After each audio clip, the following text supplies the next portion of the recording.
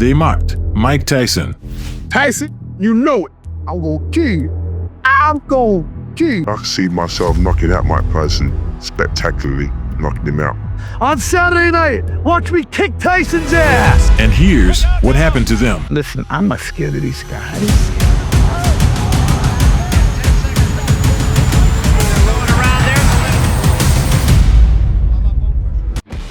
At the peak of his career, Mike Tyson was more than a boxer. He was the embodiment of fear. His piercing gaze paralyzed opponents before the fight even began, and his punches shattered their hopes of victory. The Brooklyn Thug, known as Iron Mike, showed no mercy.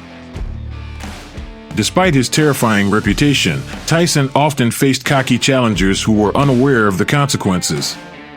For Mike, such disrespect was unforgivable, and those who dared to defy him quickly learned a harsh lesson in the ring.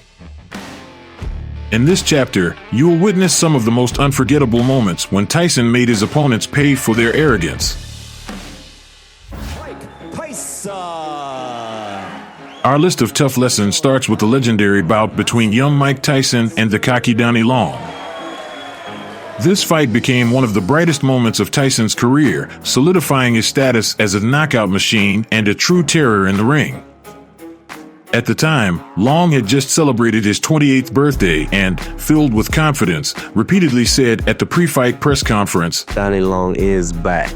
But no one knew back then that he would become the next victim of Iron Mike's powerful rise to the pinnacle of boxing. I plan on boxing Tyson too. I think that I can box as good as he can, and I keep him in the middle of the ring, and I can punch if not better than Tyson. This will be a win to let everybody know that. There was a hidden meaning behind his words. Long had a prison sentence for murder in his past.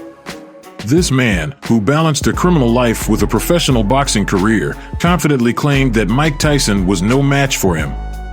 But it quickly became clear that appearances can be deceiving, and the meaning of the word challenge takes on a whole new dimension when it's about Iron Mike. I look at him as a good fighter, and I look at most of my opponents were good fighters. But if I happen to knock out Donnie Long in like 1 round or 2 rounds, will he still be considered the toughest opponent that I fought? Tyson didn't just enter this fight. I don't get hit. I yet to have a bloody nose. I never had marks on my face.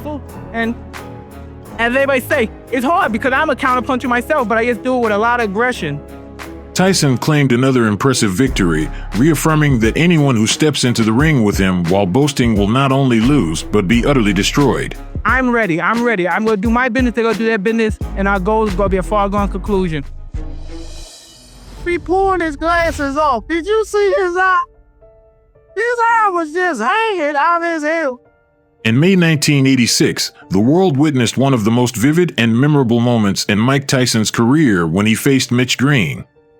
This fighter was possibly one of Tyson's most eccentric and, according to many, one of the craziest opponents of his entire career. Tyson said, "Gonna give me a fight. I want Mike Tyson." Point blank. Michelle Tyson. He's a ho. I'm gonna knock him out. Green, a former criminal known for his scandalous behavior outside the ring, crossed all boundaries before the fight, publicly declaring, "I'm going to kill Tyson." Tyson, you know it. I'm gonna kill you. I'm gonna kill you. These words made the fight personal for Iron Mike, who saw it as an opportunity not only to defend his reputation, but also to exact revenge for Green's audacity. May 20th, 1986, became a defining moment for both fighters, with the legendary Madison Square Garden as the arena for their clash. That evening, as Tyson entered the ring, his gaze was full of fury and determination to punish his opponent for his threats and insults. Look at his facial expression, very serious. Green, on the other hand, by the time he entered the ring, wasn't as confident as he was before the fight. As soon as the bell rang, the fight began. Here on HBO, that between Larry Holmes and Michael Spinks. Round 1, Mike Tyson right on top of Mitch Green. Just as expected, a boxer should do to him. That he didn't double up. He just was a little bit lazy. I had the same experience when I fought my first 10-round fight. What is your adrenaline? It's that anticipation. Customato with his career, period. Always aggressive, right in front of his man. Now we see some head. Looks like Green is off balance when he throws his punches. Tyson gave Green no chance, dominating throughout the bout and effectively turning it into a beating. He can't allow maneuverability.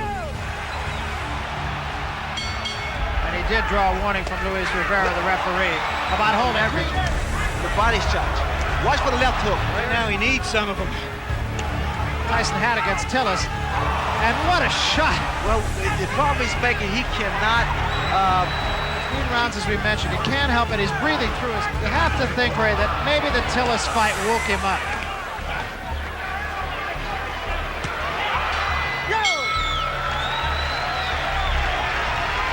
Yeah, in fact, that's what he says when we ask.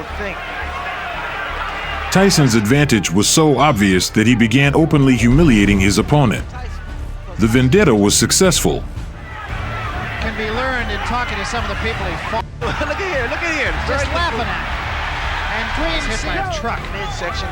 He's landed with a lot of good left hooks, solid left. I like the fact that Tyson used what he has. I mean, he's not concerned about going the distance, throwing those shots. He's moving forward, staying aggressive. I mean, Tyson there, get up. Look at the uppercut. He's set Mitch Green up with uppercuts. He tied Tyson up, and a couple of good shots by Mitch Green. His best rally of the fight right here. Look here. No. He's caught Tyson 4 or 5 times, and Tyson has those fast hands.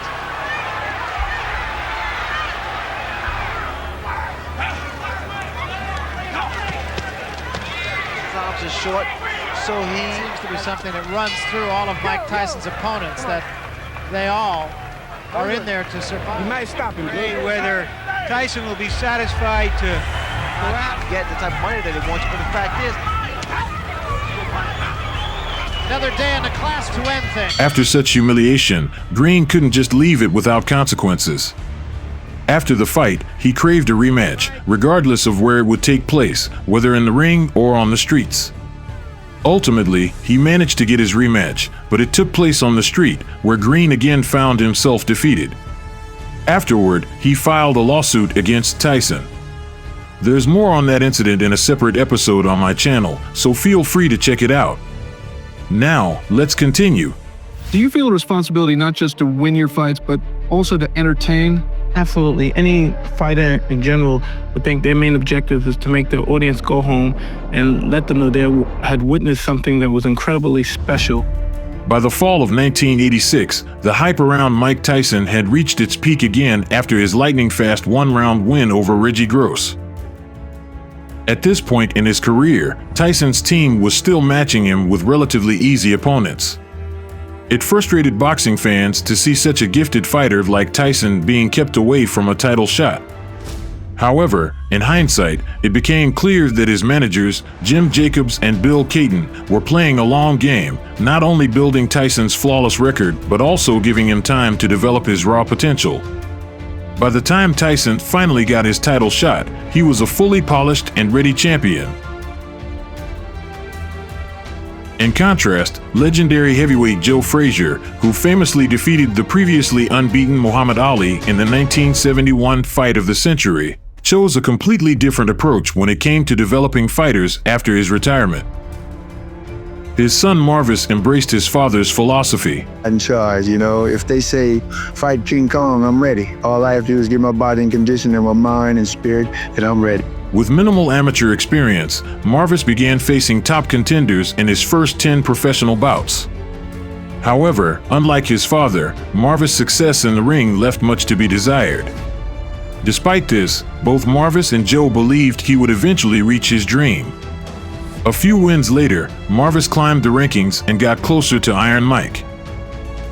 Their meeting in the ring was inevitable, and in the summer of 1986, the fight took place. It's unclear exactly what fueled Tyson's particular fury toward his opponent, but it was likely Marvis' bold pre-fight declarations, where he promised to end Tyson's winning streak. In the ring, Marvis also tried to intimidate Tyson with his fierce gaze, but the result was catastrophic for him. Frazier Jr. became Tyson's fastest knocked-out opponent. It took Mike only 30 seconds to finish the fight. On the round system, supplemental 4-point scoring system if the rounds wind up even, and the 3 knockdown rule is in effect. Tyson comes out slugging. He comes out smoking. Uppercut, and Marvis is hurt. Frazier is down. Joe Cortez from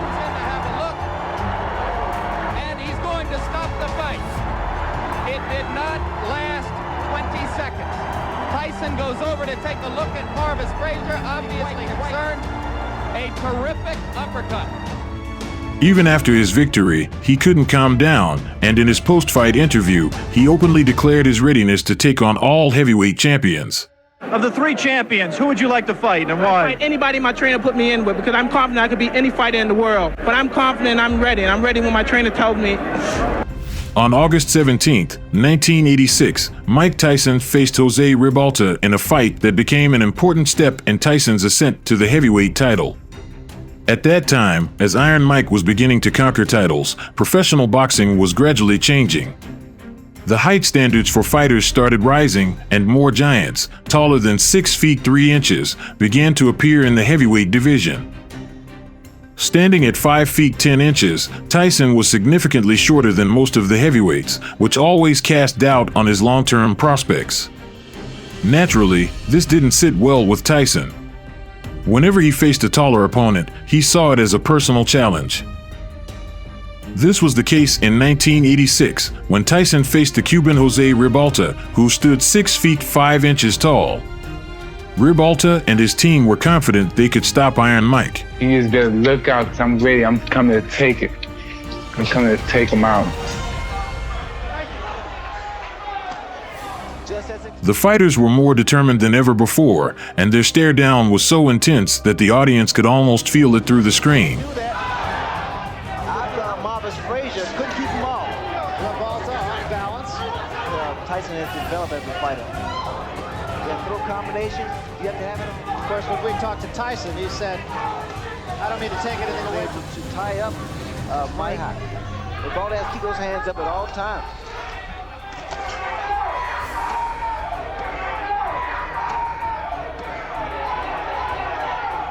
Tyson throws some vicious shots to the bottom.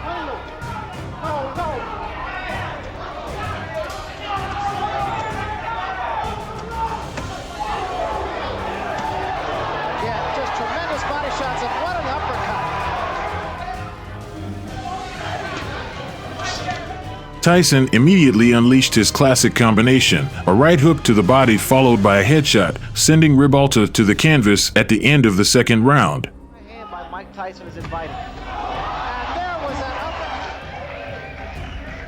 There's the punch. Terrific uppercut. The reason, or one of the reasons that Tyson has such punching power is seeing the punch, and those are the punches that do the most damage. There it is. However, the Cuban quickly got up and continued the fight, which surprised many.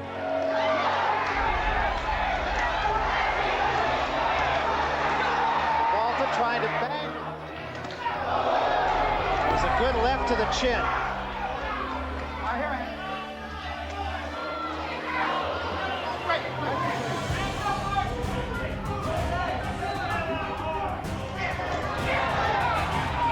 Third round, and he would have found a lot of smart money saying that it would go this far. He's punching very, very clean, very clean. We'll just sit back and let you listen.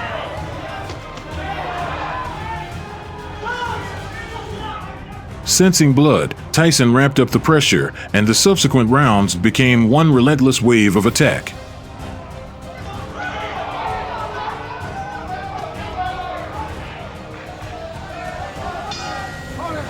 He is not intimidated. Either they want him to get careless. Later round, so I'm sure that's the thinking of his corner, is if he gets the split decision that most everyone feels he won. Ribalta got himself in trouble on the ropes again.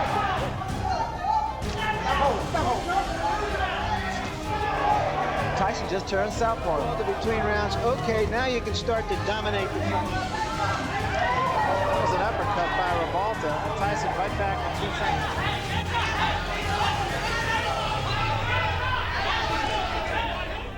By the championship rounds, Tyson not only maintained his pace, but ramped it up even more fiercely and mercilessly. And because, unlike Tillis or Green, as you mentioned, Ribalta is staying power. I mean, no one expected too much from Ribalta. It's a combination from Ribalta and also a low blow by Ribalta. Ribalta, however, wasn't ready to give up, fighting until the very end like a true warrior. On the left glove up there was a big right hand. There's Tyson at work on the ropes, and there's that big right hand.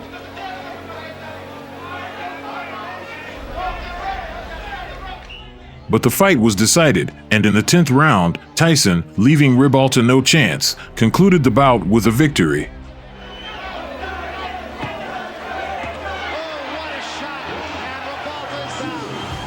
Let's take another look, Ray, at the end of it all. Big left hand there. That put Ribalta down. Well, Ribalta held his own. I was surprised and very impressed with the fact that he was able to really deal with the pressure of a Mike Tyson. He clinched, he tied Mike Tyson up. Yeah, hell yeah. That's a fighter.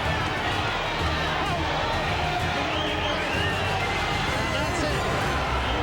I want to say that there's no way Ribalta could win the fight. One of Mike Tyson's most hated opponents in the early years of his career was Tyrell Biggs.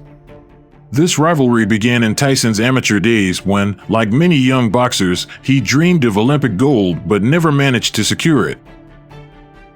Unlike Tyson, Tyrell Biggs became the Olympic champion in 1984, which only intensified their competition. However, it wasn't envy that fueled their animosity, but rather a small incident that happened before the Olympics.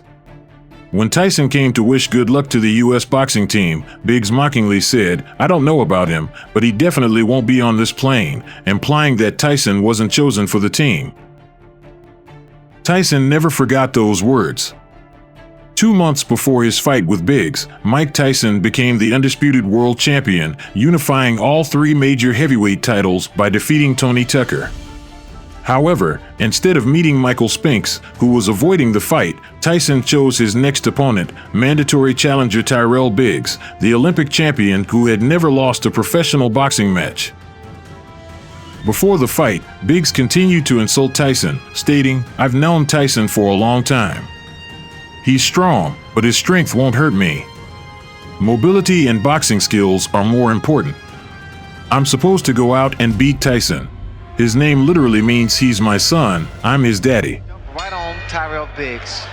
3 questions that Mike Tyson. And so, in the fall of 1987, they met in the ring. He has found a pattern in Tyrell. Punch actually is thrown. But whatever he does, the fact that whether or not Biggs can keep on type from Biggs.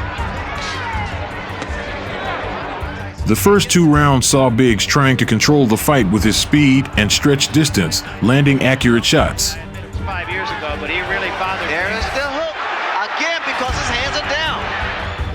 Biggs confidently won the first round, landing more than half of his jabs, while Tyson only landed 3. Took some strong shots from Tyson. You see an exchange toe-to-toe, like I said earlier. You can't do it. And the way that Biggs is moving right to the left hook.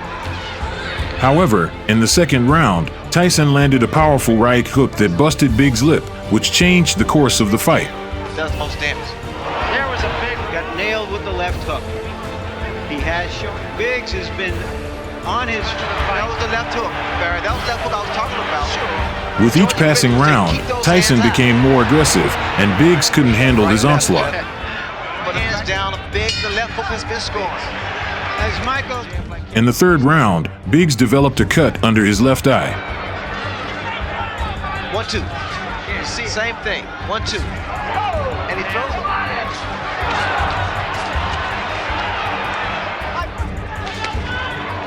And there's a huge left hand. Tyson continued to dominate in the 5th and 6th rounds, consistently attacking Biggs with hooks and right hands. Mike to dominate. It's even uglier. I'm sure the doctor will look at it. Bloody Friday. And another. It's a little easier for him. Instead, he come back with a combination of his own. In the 7th round, Tyson landed a left hook that knocked Biggs off his feet. Oh, that was a tremendous. Look at the right hand of Tyrell Biggs. Down, and the left hook. As soon as Biggs got up, Tyson attacked again and sent him to the canvas for the second time. After this, referee Tony Orlando stopped the fight and awarded Tyson a technical knockout victory. Going around, there's a left hook. We just abandoned the tactics that would have been effective. I think it's the power and the fact that Mike Tyson. Thus, Tyson not only won the fight, but also taught his hated opponent a lesson. What broke him down? Was it just Constantly the pressure? body punches. When I was hitting him with body punches, and I heard him, actually he was crying in there, making women gestures like, I can't find it, but I knew that he was breaking down soon. You're saying that Biggs was crying when you hit him? Yes. On February 25th, 1989, Mike Tyson faced British heavyweight Frank Bruno in the ring. Bruno was an impressive fighter, possessing power and size. Standing at 6 feet 3 inches tall with a reach of 82 inches, he looked like a bodybuilder and was known for his powerful knockout punch, capable of shaking anyone. His experience and physical strength gave him confidence, which only added to his bravado before the fight. I could see myself knocking out Mike Tyson spectacularly, knocking him out. He cannot beat me that night. He cannot. I refuse. That was history. I mean, I would like to talk about a Tyson fight today, which I'm going to knock him out, knock him right into Don King's lap. There's not being cocky, that's being straightforward, positive, and that's what I'm going to do. I'm going to knock him out right into Don King's lap. It's quite simple. A guy from England is coming to whip his ass. It's quite simple, Charlie. However, Bruno's confidence was further fueled by the fact that Tyson was going through personal difficulties at the time, legal battles with his promoter and a divorce, which seemed to affect his condition. By the time of the fight, Tyson was in poor physical shape, having had less than 2 weeks to prepare. But despite all the circumstances, Mike Tyson demonstrated his incredible aggression from the very start. In the opening seconds of the fight, he sent Bruno to the canvas, and the referee counted it as a knockdown. After a right hand, let's take a look at the knockdown.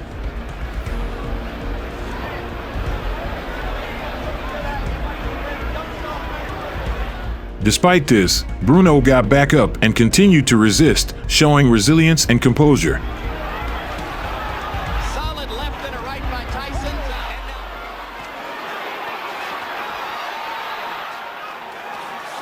Tyson finally went to the body in that last exchange.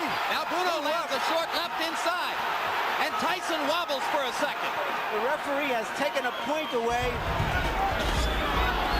Left hand to the body by Bruno. And Tyson. Just keep it out. It's caught out there. Bruno's a tall guy. The body shots will do some damage. Right hand by Tyson landed flush on the jaw. Bruno in trouble again. It's very unorthodox, but it's worked. Successful fighters against Tyson have been those who've been able to hold him. Tyson now was told to use the jab as opposed to just walking in, and he's doing just that. Not as solid as the ones in rounds 1 and 2. However, in the 5th round, Tyson rocked the Brit, forcing him back toward the ropes.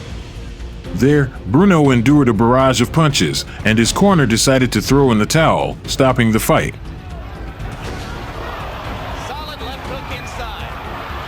And an uppercut with the right. And Bruno is wobbled again. Uppercut, right hand. Bruno's in serious trouble. A left hook. And Richard Steele watching carefully, trying to land the one haymaker. Oh, it doesn't matter. This is vicious punishment. That's not shot. That's not that photo shot. Beautiful Richard shot. Steele had seen enough. As Jerry Lawless throws in the towel simultaneously. That was that shot, Jim. That double shot with the same hand. And what you saw there, as I said earlier in the round, is a mark. But Frank Bruno's desire for revenge didn't fade, and he continued to look for ways to face Tyson again. The rematch finally took place 7 years later, in 1996.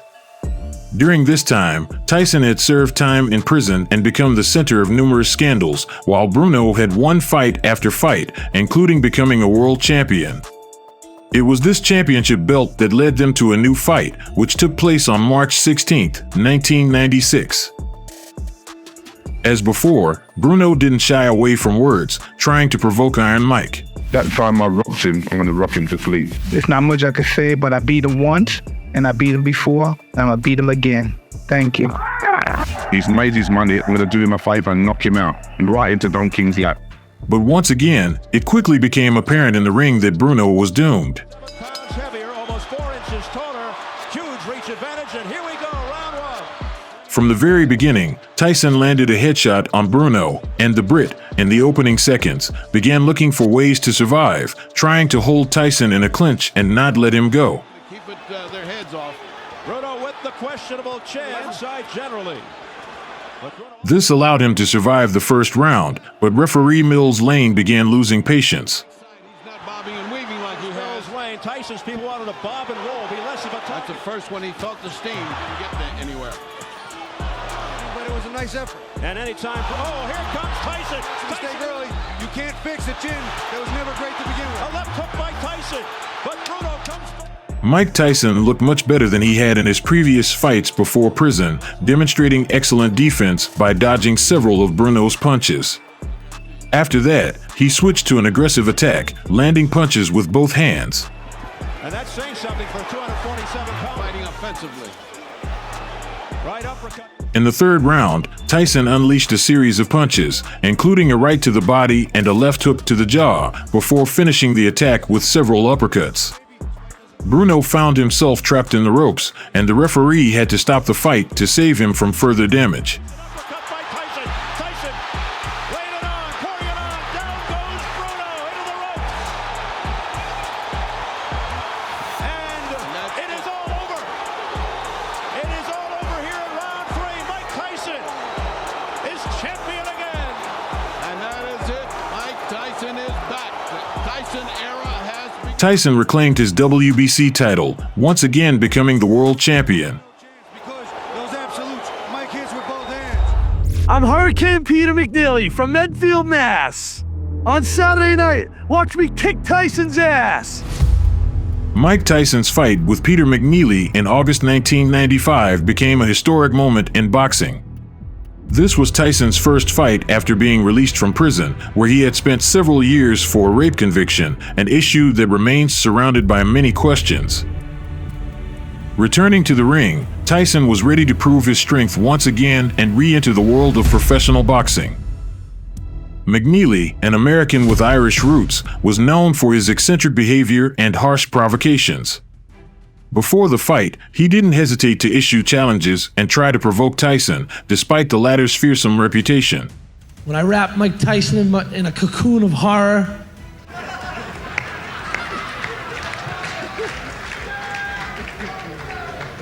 he'll be singing with our friends down at the House of Blues.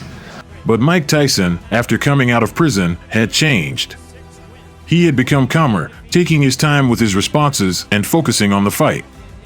He conserved his energy and, when the moment came, showed that he was still a dangerous force to be reckoned with. When the fighters stepped into the ring, McNeely tried with all his might to show he wasn't afraid of the former champion, never taking his eyes off Tyson and attempting to make contact. However, his confidence quickly evaporated. Tyson, in his prime form, utterly destroyed his opponent.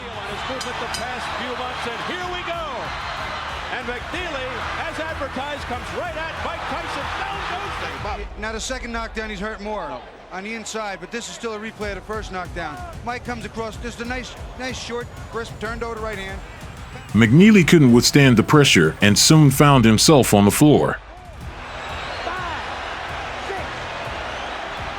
6 seconds into the fight, McNeely on the canvas.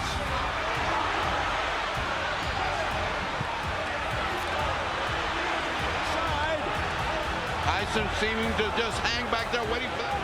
Mills Lane said stop that nonsense because they were starting to butt heads. Tyson with a left hook, a right uppercut, down goes McNeely. Tyson's comeback was triumphant and vivid, just like his career before prison. He didn't even get started. That's a crime for McNeely. This kid was fighting his heart out. That is wrong.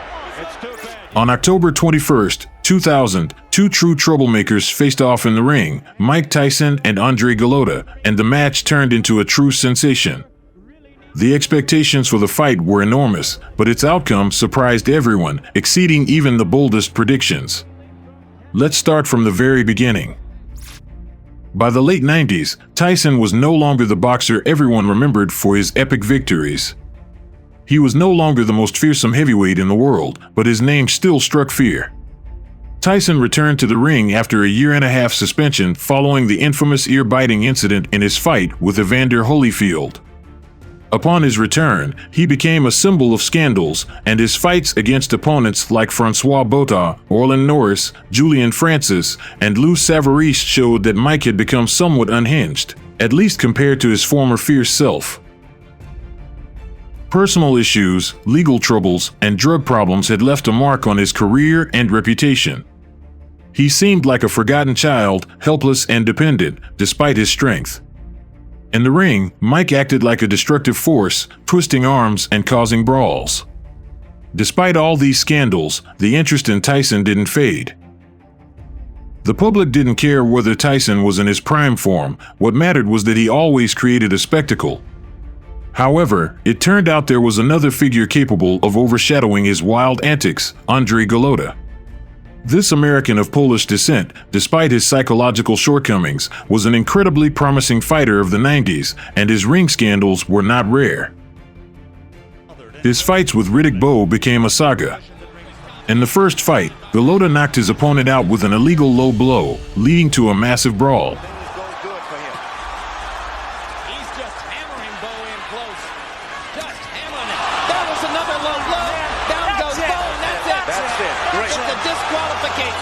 In the second fight, although he was winning, Golota once again threw a series of illegal punches and was disqualified again. Power punches from Golota. Conscious. Low blows, and down goes Bowe again. Yeah, that's it. In his fight with Samson Payou, Golota bit his opponent's shoulder. His actions repeatedly sparked controversy and discussion, and he became known for bringing something unusual to every fight. This all caught people's attention, and when the 2000 showdown between Tyson and Golota was announced, fans eagerly anticipated the clash of two notorious troublemakers. I think I'm grown enough, to step in the ring and win this guy. Physically, I never felt better. Yeah, believe it or not, I feel so small. For the fans in Michigan, it didn't matter what shape the fighters were in. What mattered was the show they could create in the ring. Both Tyson and Golota promised a spectacle, and they didn't hold back on sharp remarks about each other before the fight, only heightening the anticipation. But listen, he's over there laughing, we're up here laughing, everybody laughing. This is serious, though. You won't be laughing Friday. This is very serious. It's very, very serious. It's a boxing. And you know what? I'm not kidding about him, just step the ring and that's it. Yeah, to me, the little boy, he's very small. 6'5", 240, but to me, very, very small. When the fighters entered the ring, the tension in the air was so thick it seemed to fill the space. Composure under pressure. Golota looks a little soft in the belly too, Steve. Using the head movement. Tyson started the fight actively, trying to reach Golota with his left hand. His first round. Tyson. Golota up. Golota standing legs is a little stiff. The Polish boxer, for his part, withstood the pressure, responding with precise jabs, acting cautiously and strategically. He's throwing some big body shots. Golota not a lot. I think he's tapping a little bit. He's not really unloading with these big shots. However, in the final 30 seconds of the first round, Tyson upped the pace, and Golota found himself on the canvas after Tyson's right overhand.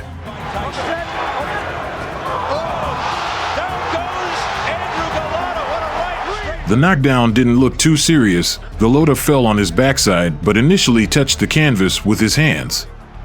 As soon as he got back up, the round ended. Now comes the most unexpected part of the fight. During the break, Golota unexpectedly asked his trainer to stop the fight. In the second round, Tyson continued to apply pressure, successfully landing his punches, but Golota didn't look doomed. It seemed like he was conserving his energy, considering that Tyson often lost steam in later rounds. There's another right hand. Golota's chin withstanding that, but how much more can he take? With the big power shots, because Golota's learning. I break 240 pounds into position for the final knockout. Pass for the end zone. However, during the break after the second round, Golota again said, "Stop the fight." He ignored his trainer's pleas, stood up, and made his way to the center of the ring. You here? Stop the fight.